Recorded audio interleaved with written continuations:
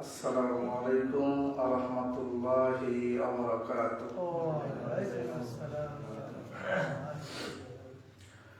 إن الحمد لله نحمده ونستعينه ونستغفره ونؤمن به ونتوكل عليه ونعوذ بالله من شرور أنفسنا ومن سيئات أعمالنا.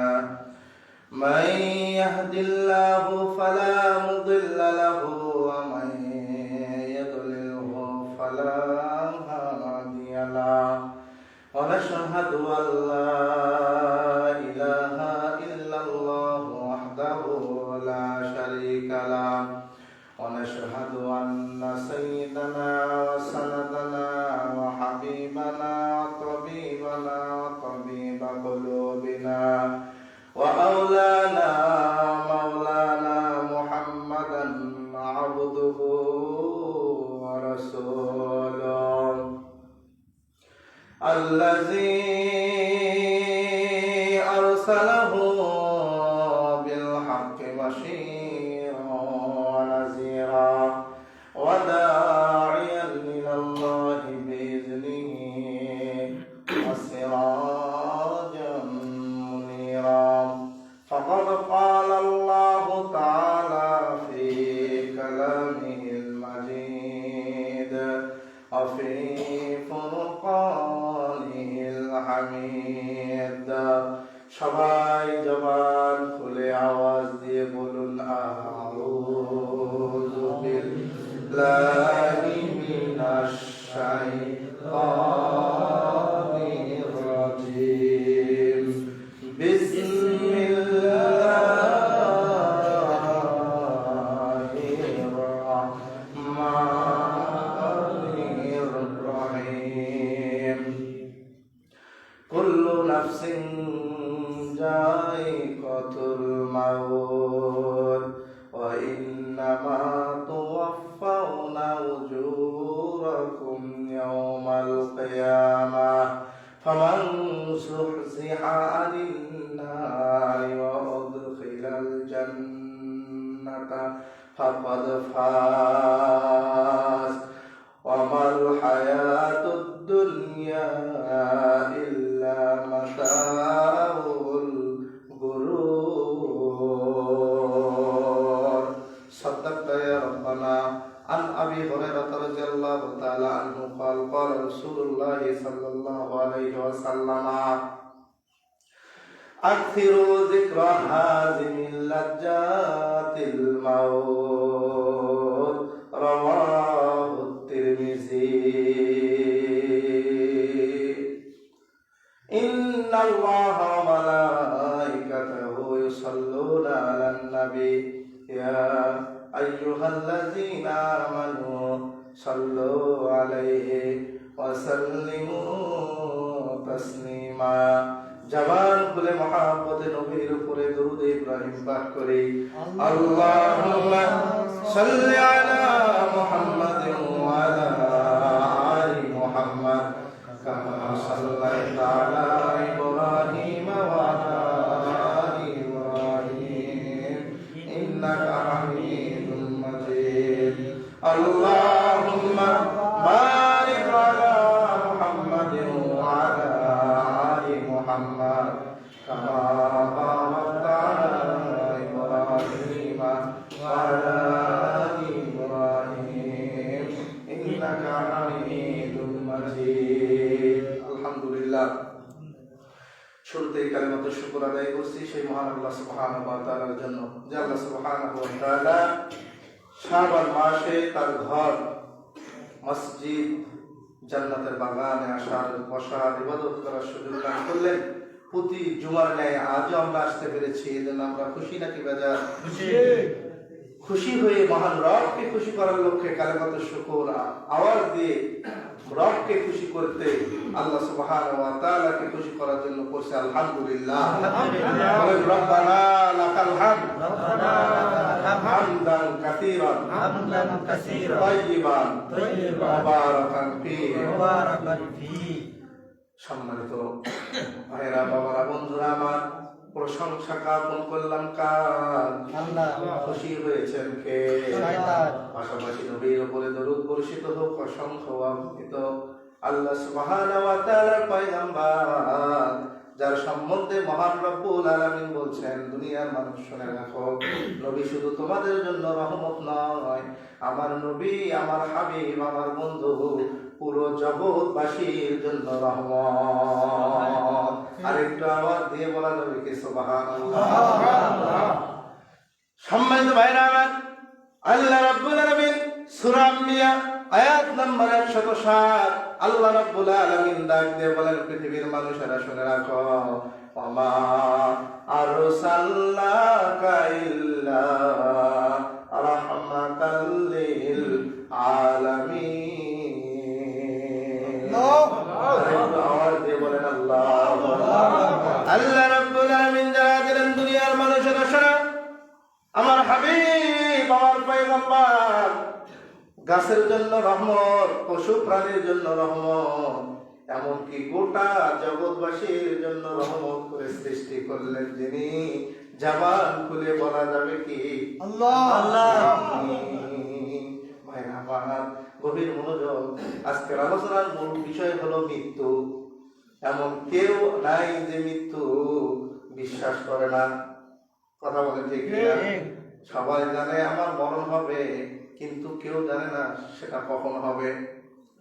আমার মরণ আসিবে কখন কেউ তো জানে না। কথা বলেন, কথা ঠিক কিনা? আর একটু আওয়াজ দিয়ে বলতে হবে, কথা ঠিক কিনা? আমার মরণ আসিবে কখন কেউ তো জানে না। আমি মরে গেলে আমায় তোমরা ভুইলা যাইও না। আমি মরে গেলে আমায় তোমরা ভুইলা যাইও না। ডাইনে বামে মাটি আমার মাটির বিছানা, ডাইনে বামে মাটি আমার মাটির বিছানা। এই দুনিয়া চিরজীবন থাকার জায়গা না, অন্ধকার কবর যে আমার আসল ঠিকানা। কথা বলেন। এই দুনিয়া চিরজীবন থাকার জায়গা না, অন্ধকার কবর যে আমার আসল ঠিকানা। সবাই রেখে আমায় চলে আসবে, সঙ্গী হবে না। সবাই রেখে আমায় চলে আসবে, সঙ্গী হবে না। ডাইনে বামে মাটি আমার মাটির বিছানা, ডাইনে বামে মাটি আমার মাটির বিছানা। কবর মাঝে মা বাবাকে দেখা যাবে না, দেখবো যাকে তিনি হলেন শাহে মাদিনা। কথা বলেন। কবর মাঝে মা বাবাকে দেখা যাবে না, দেখবো যাকে তিনি হলেন শাহে মাদিনা। সেদিন বুঝবো আমি নবী ছাড়া আপন কেহ না। সেদিন বুঝবো আমি নবী ছাড়া আপন কেহ না। ডাইনে বামে মাটি আমার মাটির বিছানা, ডাইনে বামে মাটি আমার মাটির বিছানা। তোমার আমার আপনকে একটু ভাবনা, যিনি আপন তিনি কালেন শাহে মাদিনা। কথা বলেন ঠিক। তোমার আমার আপনকে একটু ভাবনা, যিনি আপন তিনি কালেন শাহে মাদিনা। হায় হায় সেই নবীজির কাছে চলো হয়ে দিবানা। আল্লাহুম্মা আমিন বলেন। হায় হায় সেই নবীজির কাছে চলো হয়ে দিবানা। ডাইনে বামে মাটি আমার মাটির বিছানা, ডাইনে বামে মাটি আমার মাটির বিছানা। আমার মরণ আসিবে কখন কেউ তো জানে না। আমার মরণ আসিবে কখন কেউ তো জানে না। আমি মরে গেলে আমায় তোমরা বইলা যাও না। আমি মরে গেলে আমায় তোমরা ভইলা যায়ও না, ডাইনে বামে মাটি আমার মাটির বিছানা, ডাইনে বামে মাটি আমার মাটির বিছানা। কথা বলেন, কথা ঠিক কি না? সম্মানিত ভাইরা আমার, বাবারা আমার, বন্ধুরা আমার, পৃথিবীর ইতিহাসে কত মানুষ মারা যায়, রোড অ্যাক্সিডেন্টে, গাছ থেকে মানুষ পড়ে মৃত্যুবরণ করে, পানিতে পড়ে মানুষ মৃত্যুবরণ করে, কতভাবে মানুষ মৃত্যুবরণ করে। ঠিকভাবে সুস্থ মানুষ, একটা সুস্থ সবল মানুষ রাত্রিবেলা পরিবারের সাথে একই সঙ্গে খানা খাওয়ার পর রাত্রি যাপনের উদ্দেশ্যে বিছানায় যখন ঘুমায় যায়, মাথা যখন বালিশের সাথে লাগায় দিয়ে ঘুমায় গেছে ভালো মানুষ, সকালবেলা ফজরের আজানের সময় দেখা গেছে ওই লোকটা আর জীবিত নাই। এমন নজির পৃথিবীতে আছে না? আজরাইল মালাকুল মউত, হাদিসের কিতাবে যার নাম এসেছে মালাকুল মউত, এই মালাকুল মউত কাউকে ছাড় দেয় না। প্রাণের ভাইয়েরা, হয়তো 2 দিন আগে মরবেন, না হয় 2 দিন পরে মরবেন, মরবেনই মরবেন। এখান থেকে বাঁচার উপায় কত ব্যক্তি, কত মানুষ একসঙ্গে স্বামী স্ত্রী বিছানায় গেছে, ঘুমায়েছে, স্বামীর কাছ থেকে স্ত্রীকে টান দিয়ে যান কবজ করে মালাকুল মউত নিয়ে গেছে। কথা বলেন, কত বাবার ঘরে সন্তানের লাশ উঠেছে, মা বেঁচে আছে, মেয়ে মারা গেছে, বাবা বেঁচে আছে, ছেলে মারা গেছে। এমন নজির কি সমাজে, রাষ্ট্রে নাই? আছে, অসংখ্য নজির আছে। অনেক যুবক বলে, হুজুর এখনো দাঁড়িয়ে রাখি নাই, এখনো নামাজ শুরু করি নাই, এই যে রমজান মাস আসবে নামাজ শুরু করে দেব হুজুর, এখন থেকে ভালো হয়ে যাব। আমি বলবো যুবক ভাই, আমি বলবো প্রাণের সম্মানিত ভাই, রমজান পর্যন্ত যে বাঁচবা আর কি গ্যারান্টি আছে? গ্যারান্টি আছে? অতএব আসেন, আল্লাহ রাব্বুল আলামিন মৃত্যু সম্পর্কে পবিত্র কোরআন মাজিদে সূরা আল ইমরান আয়াত নম্বর 185 মানুষকে মৃত্যুর কথা আমার আল্লাহ স্মরণ করে দিয়েছেন। আল্লাহু আকবার বলেন। আল্লাহ রাব্বুল আলামিন মানুষকে মৃত্যুর কথা স্মরণ করে দিয়েছেন। আল্লাহ রাব্বুল আলামিন বলেন, ও দুনিয়ার মানুষেরা শুনে রাখো, কুল্লু নাফসিন যায়িকাতুল মাউত ওয়া ইন্নামা তুওয়াফাউনা উজুরাকুম ইয়াওমাল কিয়ামাহ ফামান সুহজিহা আনিন নারি ওয়া উদখিলাল জান্নাতা ফাকাদ ফাজ। আওয়াজ দিয়ে বলেন আল্লাহু আকবার। আল্লাহ পাক জানায় দেন, ও দুনিয়ার মানুষ, আমি রব্বুল আলামিন ঘোষণা করে দিলাম, কুল্লুন মানে প্রত্যেককেই, ছেলে হোক আর মেয়ে হোক, বড় হোক আর ছোট হোক, যে লেভেলের হোক, ধনী হোক আর গরিব হোক, চাকরিজীবী হোক আর চাকরি ছাড়া হোক, ব্যবসায়ী হোক আর কৃষক হোক, আল্লাহর কাছে সকলের মান কিন্তু সমান। আল্লাহ পাক সকলকে সম্বোধন করে বলতেছেন, ও দুনিয়ার মানুষ, কুল্লু নাফসিন, নাফসের মানে হলো আত্মা, নাফস, কুল্লু নাফসিন যায়িকাতুল মাউত, যার ভেতরে আত্মা আছে, রূহ নামক সম্পদ আছে, তাকে আজ হোক কাল হোক মৃত্যু স্বাদ আস্বাদন করতেই হবে। নির্দেশ দিলেন যিনি, আওয়াজ দিয়ে একটু বলেন তো কে? আল্লাহ। ও প্রাণের ভাইরা, তাহলে মৃত্যুর জন্য প্রস্তুতি গ্রহণ করা দরকার আছে না নাই? আছে। সেই প্রস্তুতি কি কবরে গিয়ে আমরা গ্রহণ করব? তার আগে গ্রহণ করতে হবে প্রাণের ভাইরা। অতএব আসুন, আর মাত্র একটা সপ্তাহ আছে রমজানের, কথা বলেন, ঠিক 1 সপ্তাহ রয়েছে, এখন থেকেই আপনি প্রস্তুতি গ্রহণ করেন। আল্লাহ পাক যেন আজকের জুমার দিন থেকে আরম্ভ করে মৃত্যুর দিন পর্যন্ত, আর মালাকুল মউত আজরাইল আসা পর্যন্ত যেন আমলে সালেহ করার তৌফিক দান করে, জোরে বলেন আমিন।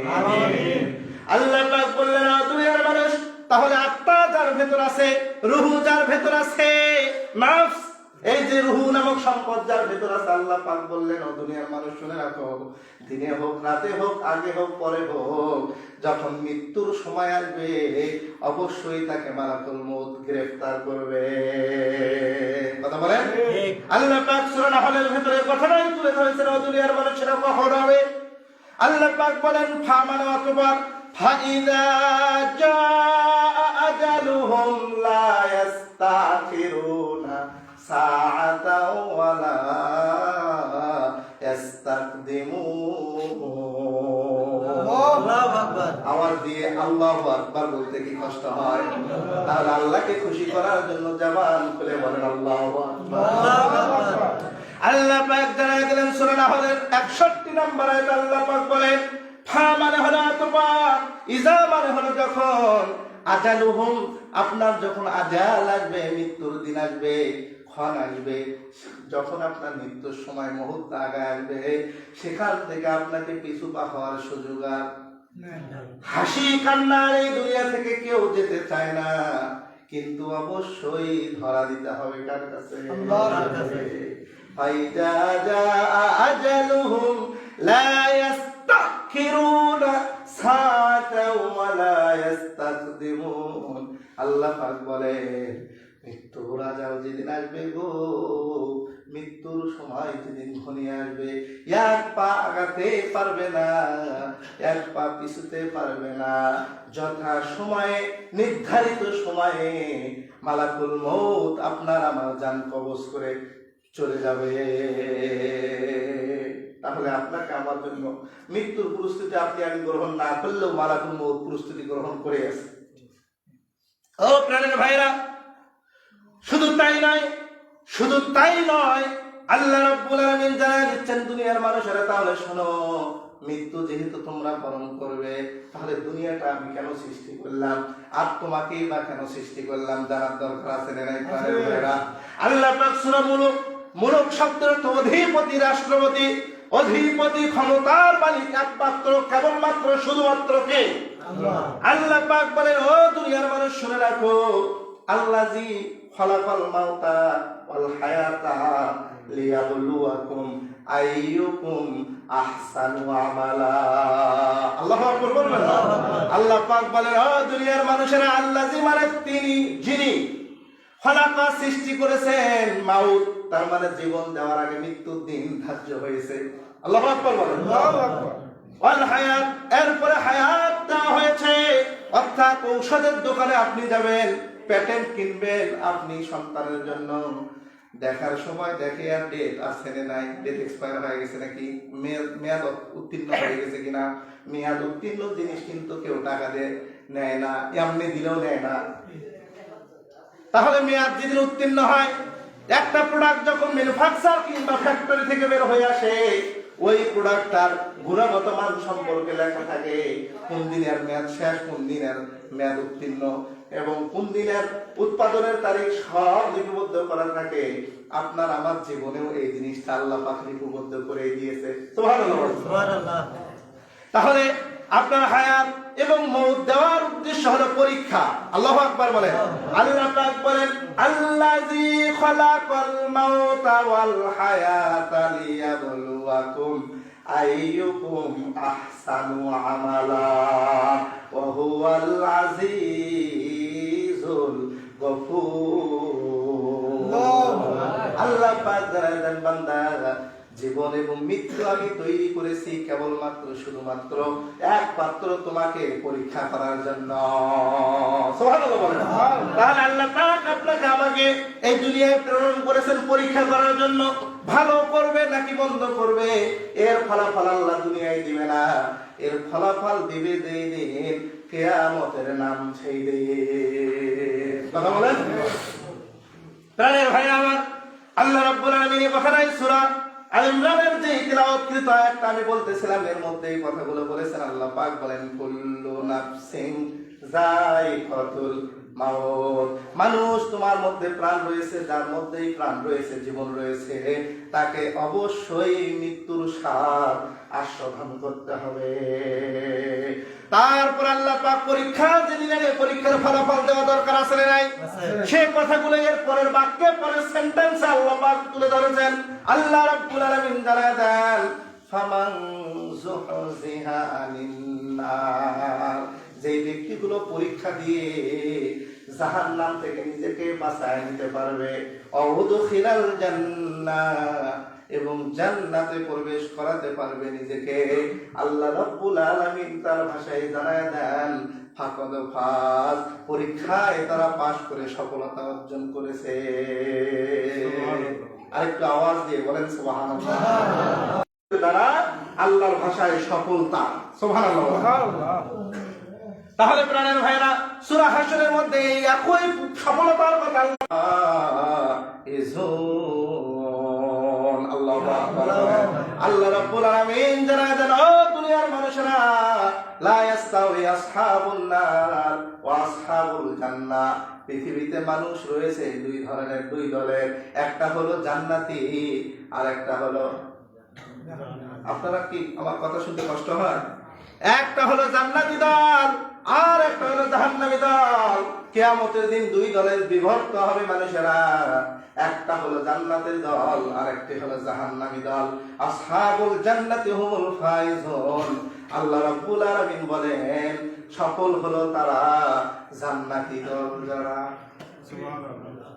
এখন আসেন, এতক্ষণ আমরা বললাম মৃত্যু অবশ্যই আপনাকে আমাকে ধরবে। আল্লাহর নবী, বিশ্ব নবী জনাবে মুহাম্মদুর রাসূলুল্লাহ সাল্লাল্লাহু আলাইহি ওয়াসাল্লাম, তার চেয়ে আর কোন লোক, এত দামি লোক কি দুনিয়ায় আছে?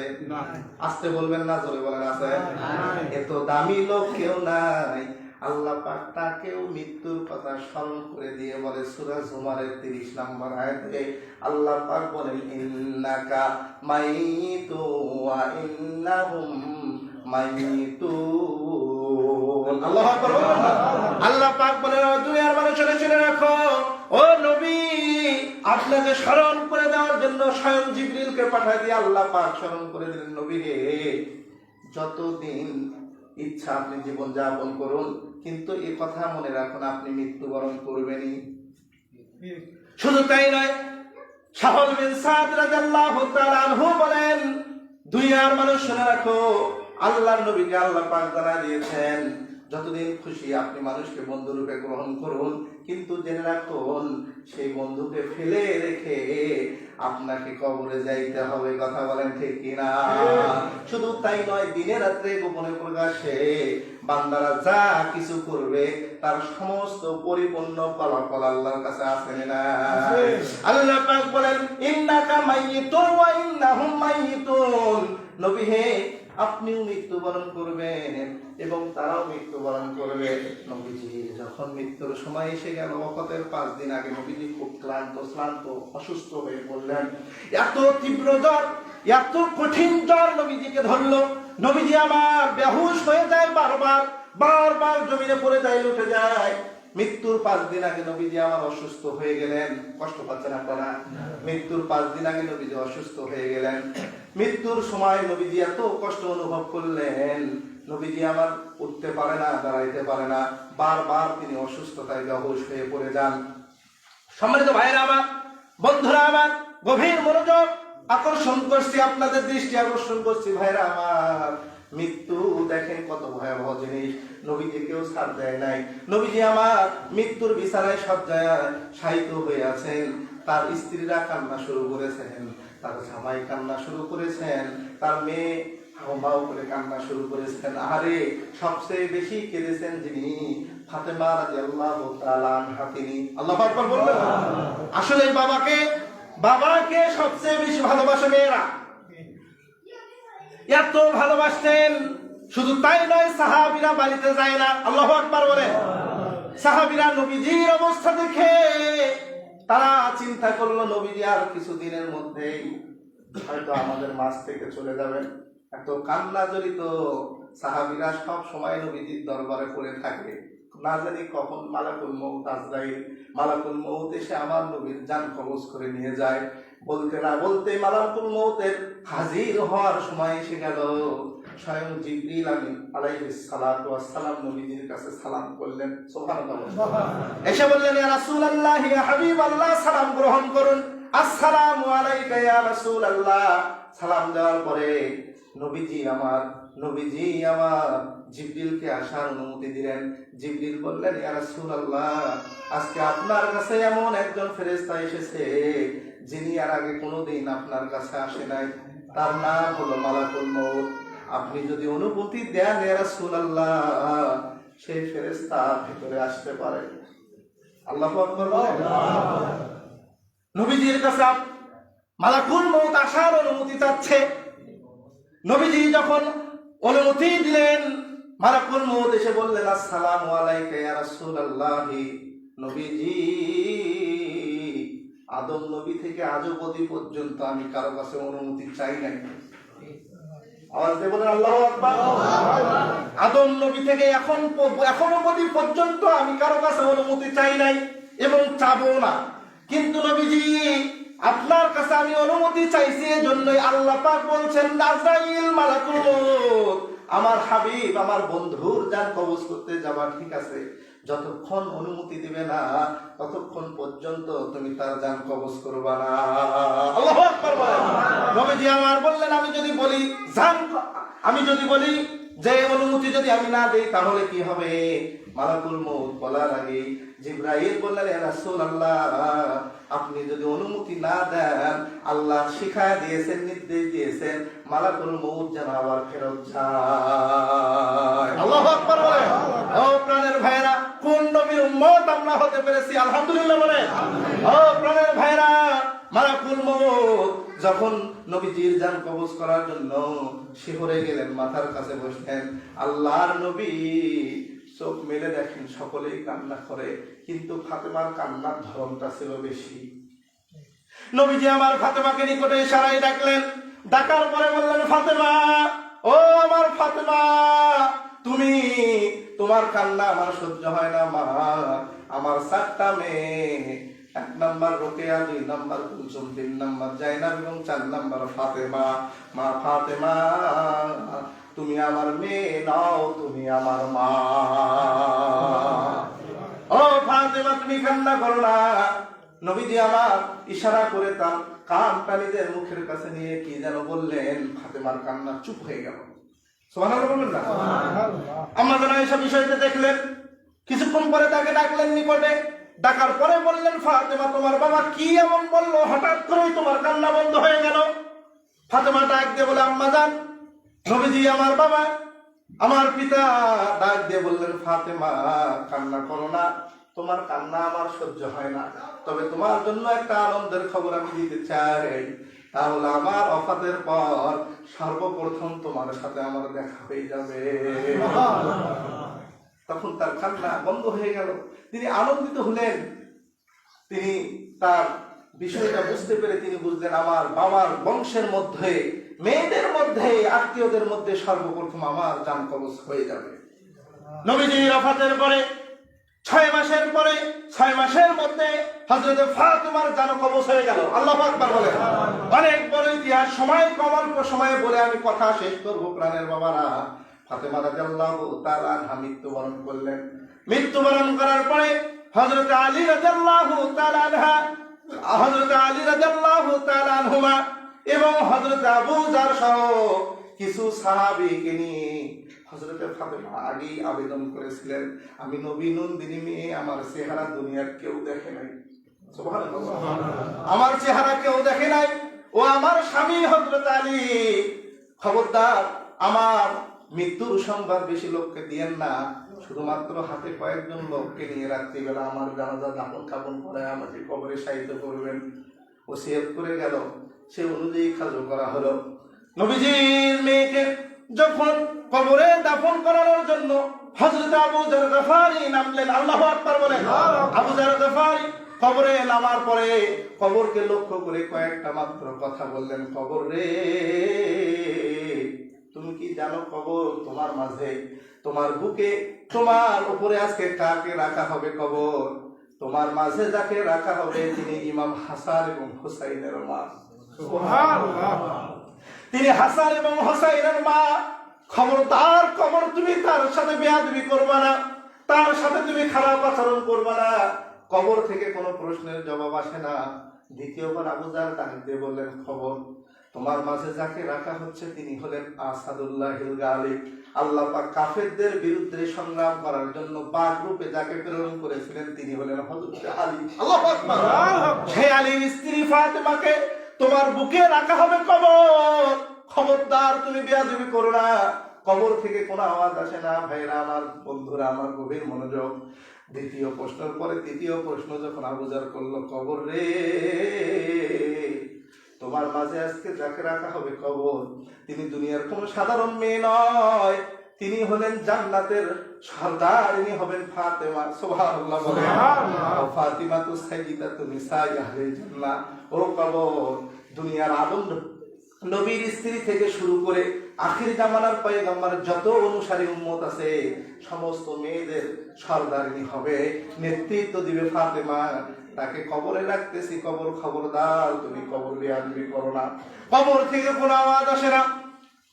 আবার হযরতে আবু যার গফারি কবরকে লক্ষ্য করে বললেন, কবরে শুনে রাখো, তোমার ভেতরে যাকে রাখা হচ্ছে তিনি হলেন ইমামুল কিবলাতাইন, দুই কিবলার ইমাম, আপনার আমার নবী মুহাম্মদুর রাসূলুল্লাহ সাল্লাল্লাহু আলাইহি ওয়াসাল্লামের কলিজার টুকরা, হৃদয়ের পুতুলি, চোখের পুতুলি, হৃদয়ের স্পন্দন ফাতেমা রাদিয়াল্লাহু তাআলা আনহাকে রাখা হচ্ছে কবরে। তুমি তার সাথে বেয়াদবি করো না। অদৃশ্য থেকে আওয়াজ আসলো, আল্লাহু আকবার বলে। অদৃশ্য থেকে আওয়াজ আসলো, আবু যার গফারি শুনে রাখো, আমি কবর ইমাম হাসান হোসেনের মাকে চিনি না, আমি আসাদুল্লাহের গালিব হযরত আলীর স্ত্রীকে চিনি না, আমি হযরতে ফাতেমা জান্নাতের নেতৃত্ব দিবে, আমি তাকে চিনি না। আমি কবর নবী মুহাম্মদ সাল্লাল্লাহু আলাইহি ওয়াসাল্লামের মেয়েকে চিনি না। তবে আবু যার শুনে রাখো, শুনে রাখো, শুনে রাখো আবু যার, আমার ভেতর যে ভালো আগুন নিয়ে আসবে, সে শান্তির ঘুম ঘুমায় যাবে। আর যদি বদকাজ নিয়ে আসে, তার অবস্থা চূড়ান্ত ভয়াবহ হয়ে যাবে। প্রাণের ভাইরা, সেই কবরের জন্য প্রস্তুতি নেওয়া দরকার আছে নাই? যে ফাতেমা এত ইবাদত করেছে, তারপরেও তাকে কবর ছেড়ে না। আর আপনার আমার অল্প ইবাদত, প্রাণের ভাইরা, ইবাদত বেশি করা দরকার আছে নাই? কোরআন সুন্নাহ মোতাবেক জীবন পরিচালনা করা দরকার আছে নাই? শুধু তাই নয় প্রাণের ভাইরা, হযরত ফাতিমা রাদিয়াল্লাহু তাআলা আনহা দাফন কাফন করার পরে ফাতেমা রাদিয়াল্লাহু তাআলা আনহার কাছ থেকে শিক্ষা গ্রহণ করতে হবে।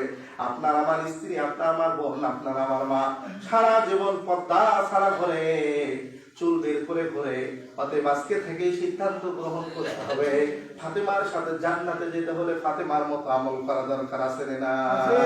এই জন্য নবীজি তিরমিজি 2307 নম্বর হাদিসে বলেছেন, আন আবি হুরায়রা রাদিয়াল্লাহু তাআলা আনহু قال قال رسول الله صلى الله عليه وسلم আকসিরু যিকরা হাযিমিল লাজ্জাতিল মাউত। ও দুনিয়ার মানুষেরা শুনে রাখো, আবু হুরায়রা রাদিয়াল্লাহু তাআলা আনহু হতে হাদিস কানা বর্ণিত সহিহ হাদিস, নবীজি বলেন, আকসিরু যিকরা হাযিমিল লাজ্জাতিল মাউত, তোমরা অধিক পরিমাণে মৃত্যুকে স্মরণ করো, কেননা মৃত্যু দুনিয়ার স্বাদকে ধ্বংস করে দেয়।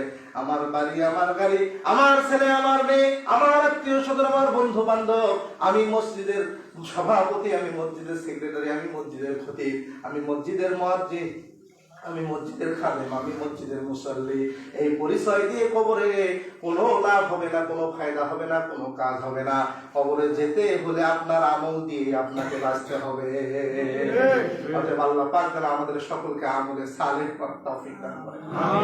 আল্লাহ পাক যেন আমাদের সকলের তামাম জিন্দেগির গুনাহ খাতা মাফ করেন। আল্লাহ পাক যেন এই রমজানে বেশি বেশি ইবাদত করার সুযোগ দান করেন।